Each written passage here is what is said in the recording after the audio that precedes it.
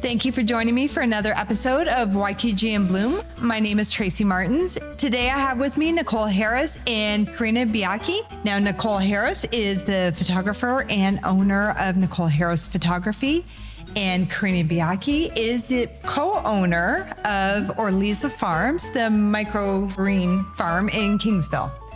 Nicole, Karina, thank you so much for being here with me today. I really appreciate it.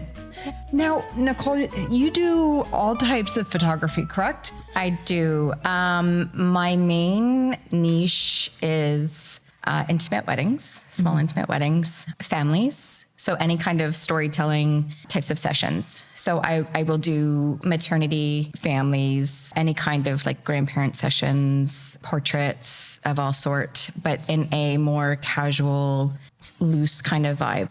I just really like people to be themselves in their natural environments or wherever we are, sort of let their inhibitions go and shoot as I see and how I feel. Starting this past September, I began working on some storytelling branding, and I hopped onto that because I wanted to figure out a way that I could, as I went full time with my photography, how I could continue professionally doing something that would sustain me throughout the year and not be like a seasonal type of scenario.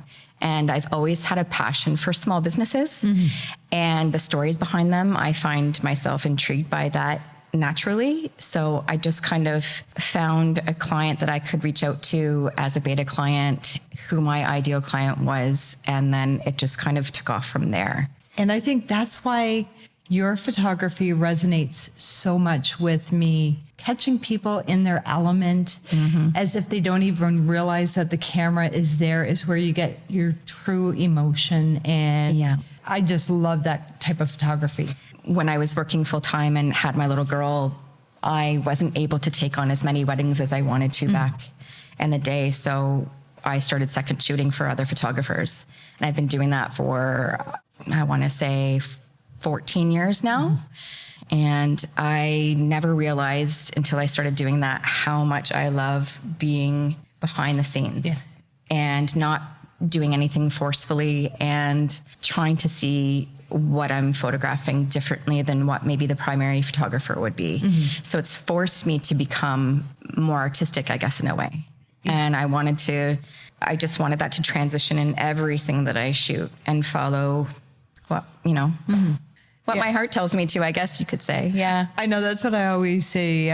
Let's just get the shots that we have to get done. Yeah. And then forget the cameras here. Yeah. And have fun.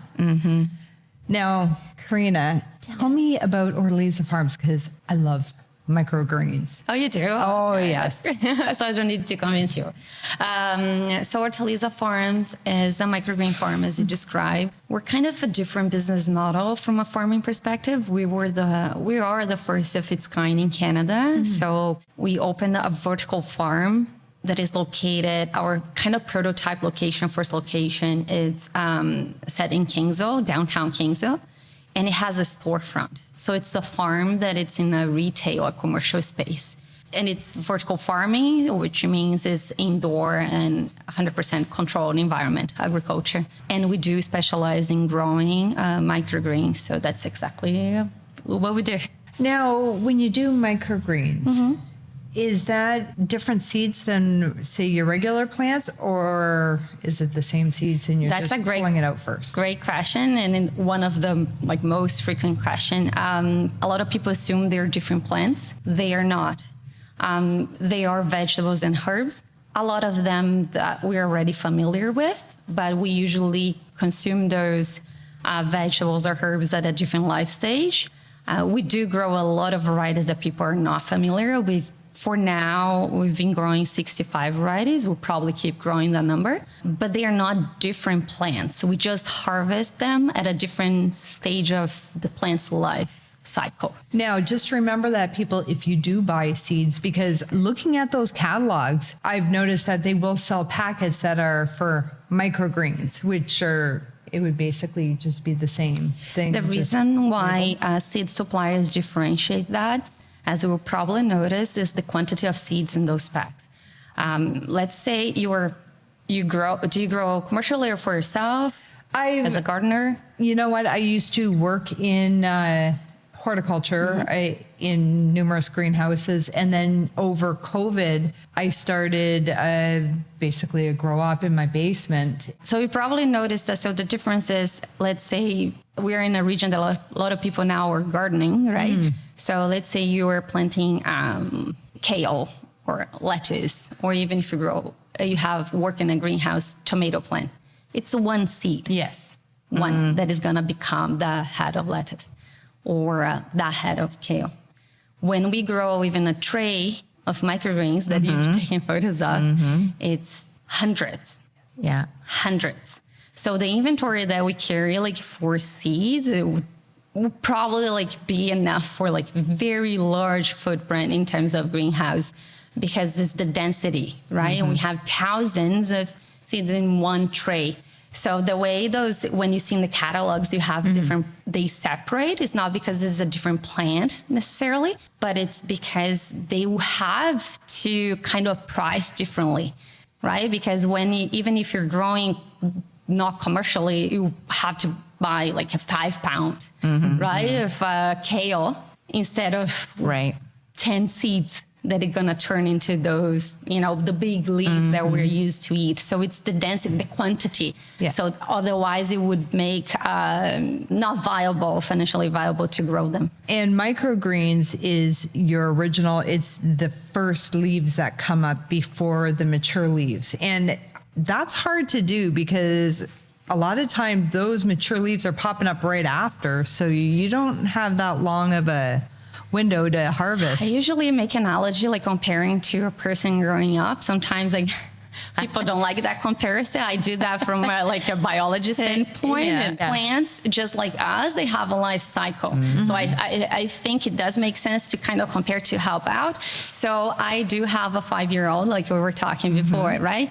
That time, that very like early childhood, doesn't it go so fast? Same thing with microgreens, right? So the microgreen is not the first stage, right? We have sprouts. So microgreens are not sprouts. Okay. It's like, that's a huge misconception. So we do not harvest at the sprout stage. You go past the point, right? So sprouts would be the newborn, and then the microgreen would be the toddler.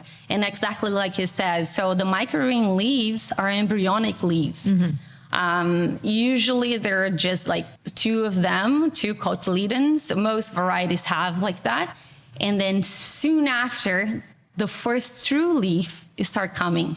So there is a period of time that you can still have that first true leaf coming and it's still the microgreen phase. But very fast, the microgreen leaves, it will have fulfilled its purpose, which is to give nutrients to the plant so it can grow by itself. And then you don't have a microgreen, you cannot harvest anymore. So it's a very short window of time to harvest It's so fascinating. It really is. Yeah. Now, how long have you had your business? We launched in March 2021, so just over 2 years. Now, how did you and Nicole start your business relationship? So Karina reached out to me after she saw a session that I did working with Danielle at Sketch. And so she started doing some pottery work, and we had met, and I have a passion for that as well. And I just always thought she was a very cool person who I would want to work with. So we did some work together, and I wasn't expecting it, but I got a really good feedback from that. Karina reached out to me inquiring about my services, but I actually like to go in and meet the person, connect with them, see where they work. I don't want to just take people's money. I want to find out, is there a story for me to tell here? Do we connect? Because I feel like if we don't, I'm not going to be able to tell the story that you need me to do for you. You got to get really personal. I think so. It's a relationship. I want to make sure if I'm doing it right. And I'm giving my client, well, now I can call my friend, what they're looking for. And Karina and I think talked for about an hour that day, going over her expectations and her hopes for what I could, or what she was looking for. And we came up with a plan, and we spent a good chunk of time strategizing, and it just was like, okay, I think this is something for me. I can definitely see myself moving forward. And, you know, Karina trusted in me. I think she got a good sense of who I was and what I was hoping to do and took a chance with me. Mm-hmm. I think we just were really on the same page with how we wanted to deliver that. What made you guys decide that branding was the next step? Of course, the branding, it was like part of the business plan since like coming up with this startup idea. At this moment in time, like our story from Nicole's standpoint starts when I reached out, but from my perspective, started way earlier because I was looking for something specific and I couldn't find it. Because as I mentioned, yes, there are a lot of strategy behind of like how to grow a brand, how to even build or come up with a brand, right? We don't even have a brand yet, right? It will become a brand eventually if we get to that point. So we need to build a foundation. So we decided at this startup phase and very early stage, we did not put a lot of investment into, for example, paid ads. Actually haven't done any paid marketing so far. Everything has been organic. Also because we need to figure out a lot of things from the operations and technology standpoint. And that's where I see a lot of opportunity for a small business specifically to use professionals like Nicole to push their brand and to grow their business, because they will probably not have the budget to be aggressive in other ways. So I think one huge competitive advantage that small business have is their story. At the end of the day, the storytelling of a business is about their customers. And we already talked about that, and it's like our phase 2 that is coming. But before telling the story of the most important person for Taliza, which is our customer, we did want to share a little bit of our story because our customers care about that. And that's one thing that small business have that a big brand doesn't have. It's their personal story, right? They can't compete with that. And that's the best part of a small business, is the fact that you develop a relationship with the owner, whether it be photography or microgreens or anything, coffee. It's nice to know the owners, to know where the product has come from. And to hear the story is fascinating, because then you, as a customer, you feel like you're part of that journey. So that's why I love the storytelling part, is you're showing the journey. There are so many incredibly talented people locally and beyond that do branding, but I wanted to figure out a way to set myself apart and also just stay true to what my style is and what speaks to me. And for the first time in my life, I'm actually listening to what, my soul desires. And it's just, once I gave myself permission to follow that, it just started opening up doors. I would love to even branch out to, makers, artists, anything that, like you said, has a story to tell, something that has emotion, something that I can help bring a malleable feel, as if you're almost there and you can feel it. There's 2 parts, yes. From a branding, as you were asking, in the business. So yes, we did want to jump into the storytelling. We did approach before, finding out about Nicole, other businesses, but we couldn't find our match because there are amazing professionals and agencies and companies around. But I was looking for something specific, which was a storytelling from more like a documenting perspective, because we're a startup and things are changing constantly. And we want to be able also to document and see even from 6 months, or 1 year, or how it started and now. So we wanted to save those memories. So eventually, it won't be so personal. But when it's such a small or a startup stage, it is personal. It's very personal. So your business is not only personal, it's unique. And it's a great idea to have the documentary part of it to show people what it is. So people say microgreens. Well, what are those? Okay, well, we can look online and we can see that journey and see all the pictures. It does tell a story. Now, I do want to say that we do have a ton of amazing photographers in the Windsor-Essex County area, and a ton of them that do various forms of branding, and they're all amazing and they're all wonderful. But as a small business, you need to do your research and get to know them. And basically, you need to not only find somebody that is going to enhance your business, but be your friend, because being friends really helps you to get personal and to show inside not only yourself, but your business. And to trust. Yes. A startup has tons of risk, not only financial risk, right? But a small business have a huge death rate, right?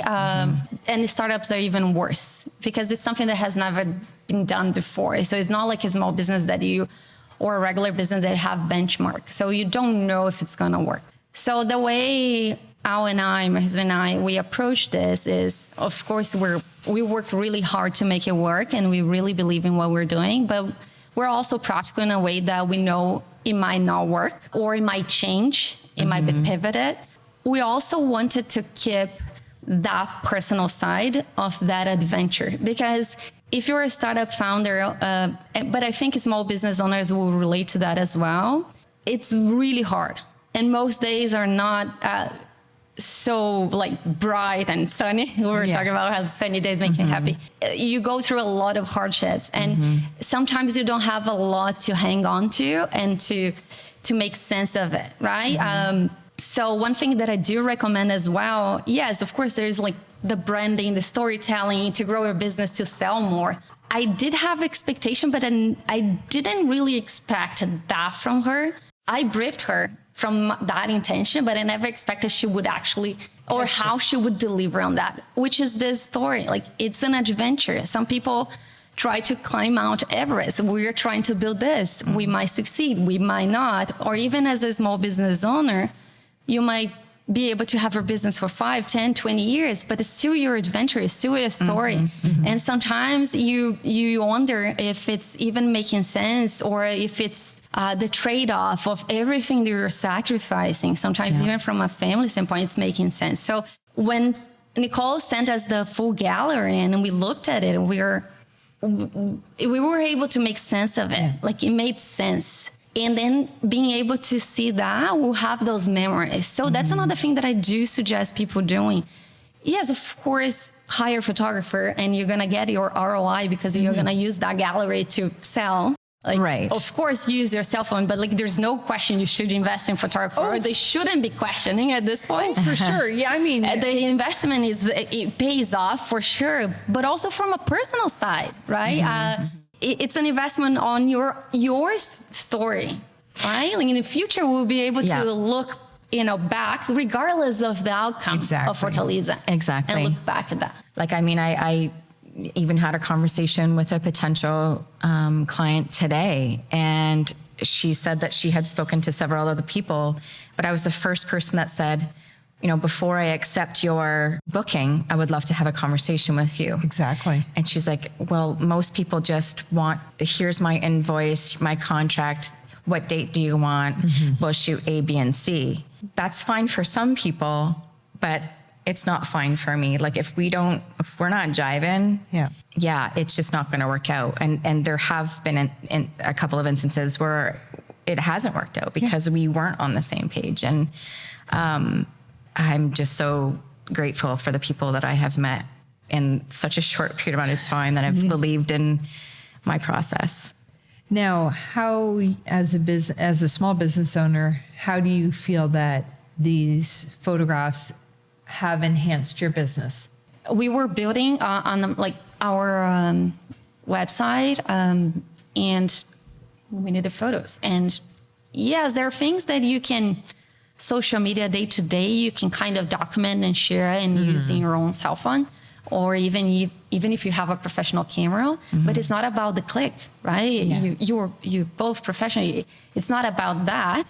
I can have a pot and like a pan and a spoon. I don't cook like my mother-in-law, who's a chef, right? It's not about the tools. It's about knowing how to use it. So we needed that level because that's what we're building. We're building something that, hopefully grow and bloom and be there like even past our existence. So we wanted something to that level. So of course we needed the basics. So not only the personal and the documentation, we also, when we briefed, and that's another thing that I was surprised. We tried to work with a different company before, and they just showed the day of the shoot, and I didn't know what was happening. And it was like, oh, this is very simple.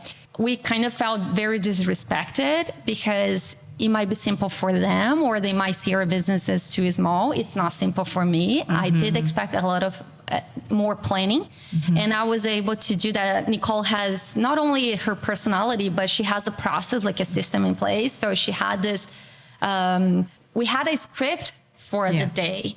That helped me so much because I could help her as a photographer having everything in place. And so we both knew what to expect.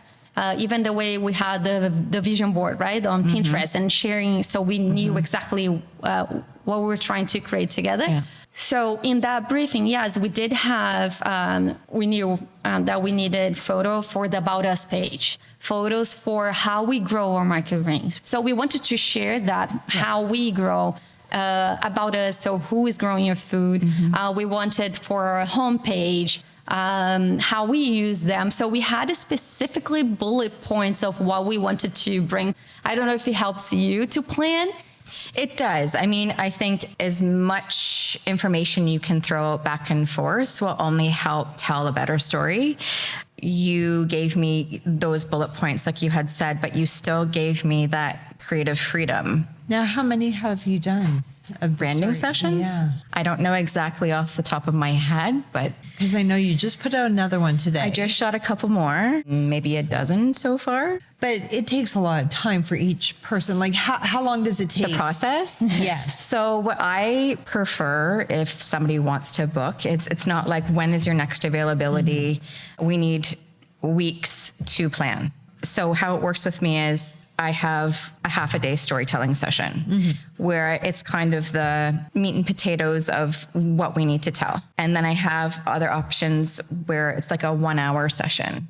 So as your business ebbs and flows and, you know, we've told a good chunk of your personal story, then you can have me come out, whether you're having a special day or there's a new employee or you're pivoting your business in some way, shape or form, or you're going to be at an event and you want me to cover that, I can be there without having to break the bank every single time. Yeah.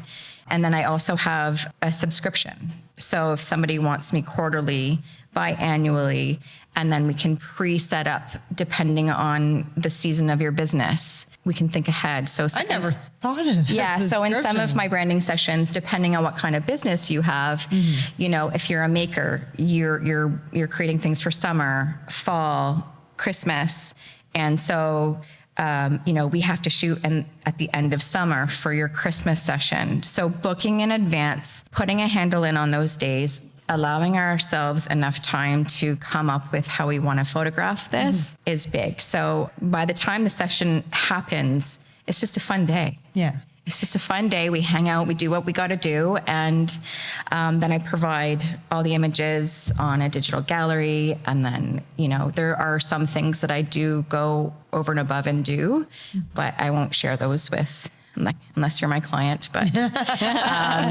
and then you do product photography as well, if that's needed? Yeah, I mean, so I'm building a studio in my backyard as we speak, which will be ready, I'm not going to put a pinpoint on it, but likely July. And so to keep in line with how I photograph, the types of businesses that I'll be working with, essentially, it'll be more so like an available light, natural light studio. I will have lighting. I want to keep as organic as I can to match what speaks to me and the people that I work with. So yeah, so I'll have the opportunity to do some product work, you know, if Karina and Al need some for their business moving forward, or even makers, pottery, jewelry, even like different forms of art would all work well in situations like that.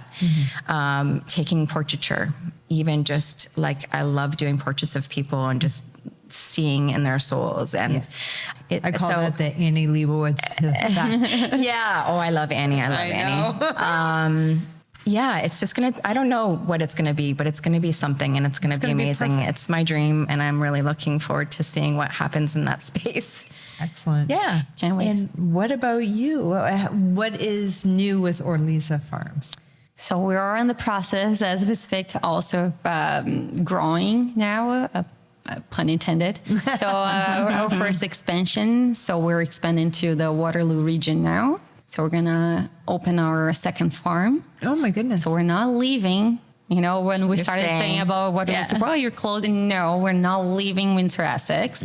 We're here to stay. We've built a lot here, even in, as I said, in a prototype first location that we were, MVP and figuring things out. But now it's time to start growing. So we're opening a second farm in Waterloo region. So we start sharing about, bringing updates about that more, but hopefully in the next few weeks, months, we'll be able to start production. But when you're doing storytelling, that's dynamic, right? That's always changing, even the season, because then you adapt your branding to now it's summer. Even your social media kind of changes, your email marketing. That's another use. I'm using a lot of the photos. So I do use for social media, of course, but the main objective was the website, but I'm using a lot now for email marketing as well. So that's one thing that we talked about. We keep growing, so we want to keep telling the story, right? And now with the second location coming soon, so we want to keep telling the story. So that's another thing that is important if you were looking for a branding, in my opinion, a branding like a storyteller, a photographer, because your story you keep changing, you keep evolving with the business. Yes. So if you can find someone that can actually continue with you in that sense, I think it makes sense. Even for a planning perspective, now we don't need to take so much time because we already know how to work together. Right. So it makes everything like much easier. And then it goes Consistent. quicker. Exactly, Yeah. consistent and quicker. And like you were saying earlier before we started this, like money's tight realistically when you're a small business and you're just starting 100%. and you're trying to figure it out. It's really good to invest in some good quality photography, say maybe instead of doing advertising, because that is the perfect form of advertising. You're constantly being able to update your social media. You have an amazing website out there. And to me, it shows that you are really, really committed to your business. If you are going to take that time to form a relationship with a photographer and to have these amazing works of art created, that they can be used for years. I mean, it's not just a one and done. Like you said, you can email and the pictures, even the product photography, that's still going to be good in a couple of years from now. You don't have to go back and redo things if you don't want to. And I mean, what I love about Karina too and working with her is I tend to find people who are super passionate about other businesses and just like everyone just wanting to lift each other up and help. Like if I'm not the right person, I know somebody that can. Exactly. If, and just keep the ball rolling. And I, just from some connection opportunities that we've all had. And I did not know how close knit the business community is, specifically as a woman, but in Windsor, Essex, until I went full time and really dove into this. And it's awesome. Like even with meeting you and your passion with small business and doing this and giving people voice to tell their stories, it's amazing. But the funny thing is I'm doing this, but I'm also a photographer, and I have a hard time remembering that sometimes because I'm always going, look at her, look at Nicole. Yeah. But we all have gifts and things to offer. And, even this, your studio is incredible. And I'm going to give a shout out to you because I've used it. It's awesome. Super helpful. And I've reaped the benefits. Yes, of I that. gave her some microgreens to take home from that. Yeah, because even for that, you were talking about product photography, right? Specifically for food photography, because into it now. So I do a lot of research. Nowadays, if you have an e-com, you pretty much need 3 different types of, or 4. You can expand to 4 different types of product photography, and that goes beyond food photography. You need, you still need that high quality, professionally taken, even with that crisp background, so people can really zoom into the product and see the details. But you also need nowadays you can't have just that. You also need product photography that has a little bit of composition, right? So people have inspiration, and that where the natural like light and more Nicole, like how the product is being used to inspire people. But it's still professionally taken, right? There's still like you have a shadow coming from here, and then a little bit of the plant, and then the props, and then the different highlights. backdrops, and then the highlight, and then the flowers. And you still need a professional. Like if you don't have the time yourself and the knowledge, which I don't, I only have the vision, and then thankfully someone to execute. So even those two are completely different. So you might still need, come to a place that you have that very like you stand alone. You need to, because you need those details, right? You're buying a cloth online. You want to see the fabric, right? So you want to be able to, you can't do that by yourself. But then the one with a little bit of more planning, or the one being used, which is the third type now, people want to see okay, let's remove those two first are still professionally done. The third one, it's still professionally, but it's more like, okay, how does it look in like microgreens in your kitchen? Right? And then the last one, then I would then unfortunately remove the photographer, which is user generated. Right? So it's the photos that your customer sent to you from the phone. And that's the UGC, right? So, and now you have all of those in your website because people want to see all of them. They don't want to just see the not so good photo taken from a phone from a customer. They also want to see a photographer. So you need all of them. So that's why I think you have space for everyone. Oh, for sure. And also too, I want to say that, I have a style, you can see what that is, but I also have the technical aspect side of things. Like I went to school for photography, I'm familiar with lighting, and I can offer that if that's something that also is needed in the business. What about you, Karina? Are you guys just located in Kingsville, or do you do markets, or it's just right at your storefront? Yes. Most customers get their microgreens delivered. So we have a subscription program. So they get weekly or bi-weekly delivery.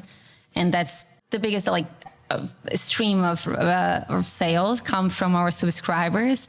We do online orders. So even if you don't want to be a subscriber, you can go online and order and get it delivered or pick up. We have the storefront, which opens 6 days a week, Monday to Saturday in Kingsville. Well, we did do the downtown Windsor Farmers Market last year because it was just the start of the business. We wanted to put the word out there, but we do have our location. We do offer the home deliveries. For the subscription, we don't even charge the deliveries. There's no extra cost. It's just a convenient way of getting the greens. So we do have a few partners now. Even we recently partnered with Leah Maria's. So if you do get a Leah Maria's subscription box, you can add some of our varieties to your box as well. And it's harvest same day because that's our motto. And that's one of the reasons you can't really find us in stores around, because we want to give that freshness. I was surprised how long it lasted when you gave me a bunch, because she had a ton of it. And I actually gave half of it to my neighbor who had never tried microgreens and loved it. And if you have family members that do not like vegetables, microgreens is the way to go, because I threw them on burgers. I threw them on burgers and smoothies. You couldn't tell. It was like lettuce. Karina was generous enough to work out something with me where I did have a subscription for some time. And my husband isn't a big greens person. Most husbands are. I know, right? They're like But kids. my daughter, she is the ultimate picky eater, and I would chuck those in her smoothies, and she would ask for more, and it was incredible. I'm actually going to revisit the idea of this because I think if I waste so much I don't want to waste anything, but I know if I can order something specific, then I think I might hop back on that, because we had something worked out together, but I really do. It's been a few weeks. I did go away and I am craving them. Like now that I've incorporated them so much into my diet, I really miss having the ease of just tossing them on anything. I'm thinking in my head, what am I making for dinner tomorrow? Oh, microgreens would go really good with that if I had them. Need to get back on that. It's just convenience, right? It's super because convenient. Unfortunately, convenience, it's now attached to ultra processed or junk food. That's not the meaning of convenience, right? Convenience is something just that is easy to use. And microgreens, and that's how we got into microgreens, because even though my husband is an agronomist engineer, he's from the industry, he's a specialist in controlled environment agriculture. We only came up with the idea of specializing microgreens. We knew we would have a vertical farm and it would be indoor farm, so horticulture. But the decision of microgreens specifically came because we started eating them as a family, because we were always busy as two like full-time, as a full-time couple. But as you all know, then we had the kid, and it's true what they say, life go even crazier and busier. And my kid would eat amazing. I would she would have an amazing, colorful, healthy plate. But then we got ourselves eating whatever we would find, because, and usually, at least for us, that was what we observed. The first thing we would cut, and it's still true to this day. Now I have a unlimited supply. But the first thing we would cut is vegetables, because it's easy to get your protein and your carbs, right? Like pasta, rice. It's easy. It's easy to cook. It's easy to get, or a protein, right? But vegetable would be the first thing, or leafy greens that we would cut, because they involve a little bit more work. They don't last as long. You need to wash, chop, cook, right? So we noticed that after we had our kid, both working with a kid, that was the thing we cut. And that's when, because he's from the industry, so he learned way before most people did about microgreen. And then we started looking, as you said, you can go to a grocery store. Most of them carry not a huge variety us, but they carry 3-4 varieties. And that's when we fell in love with microgreens. And that's why when we decided to help Hortaliza, for sure, because if we help our family going back into healthy eating and sticking to it, it might help other people. And it's proving to be true. It's really ideal for, for everyone, but for busy people specifically. I know for me, we, as a photographer and working weekends and working evenings, and, it's usually a grab and go. Yeah. And I tend to pre-plan, already know what I'm going to eat, so that I can incorporate these, because they're so good. But you don't necessarily have to. Exactly. It's unlimited to what you you have a burger, toss it on. You have a grilled cheese, toss it in. You have pasta, toss it on. You probably went through that. Did you go through those phases as well when you started growing? You would start pairing, but then out of nowhere you just put a handful. Put them in, Yeah. Oh, for sure. And I actually have never grown microgreens. Those packets are still sitting there, because the first year that I did Tracy's garden, I had, it was just a finite amount in the South Windsor area. But then last year it actually doubled, and I went up to over 300 customers. Well, that's amazing. Oh, wow. But it was insane. I had no basement. I had a little walkway to get to my washer and dryer. And I was so pooped out that... And farming's intense, right? It really is. And when it all has to come to a head at the exact same time, and it... Oh, but you should try... because you know how to grow things, and because honestly, if I was just by myself, I all of those packets, the microgreen packets that I bought last year, and I never did use them, and I have the lights, so I'm going to try them. You should, yes. I'm definitely, I'm in Kingsville probably every other weekend. We going to the Beach House Grill in Kingsville for breakfast on Saturdays, so I'm going to have to stop by the store, talk to Al. We always say, we encourage people to grow their own food. Yes. At the end of the day, that would be ideal, right? You have but I your can own go to food. your store and pick it up. We always say we're the second best option, because even ourselves, I have an agronomist engineer at home. I don't have a single, not even a basil plant right now. People are busy, right? So we always say, if you can grow your food. It's the best way to go. We are the second best option. Now we are too busy. We're here. We'll always be here. That's perfect. Yes. To deliver fresh greens, because at the end of the day, it is a lot of work. You as a farmer, you know that it's a lot. Of work. Both of you guys are amazing, and I want to thank you both for being here And you. we can reach Nicole. You can reach me by email, Nicole at Nicole Harris Photography. My website is going to be out by the end of, what are we in May? So by mid to end of June. And there'll be call to action there. So And you're on Instagram. I'm on Instagram, Facebook. So yeah, there'll be several different ways to get a hold of me. Excellent. And you, Karina? Hortaliza. So it's Hortaliza Farms is the handle for Facebook or Instagram. You can go to our website, hortaliza.ca. And as we talked, See the we're beautiful ranking, so- pictures? The beautiful, yeah, all like the pictures there were taken by Nicole so people can see. Well, thank you again. I really do Thank you, appreciate Tracy. you both. Thank you, Trace. And I want to thank you again for joining us for another episode of YQG in Bloom. My name is Tracy Martins. You all have a great day.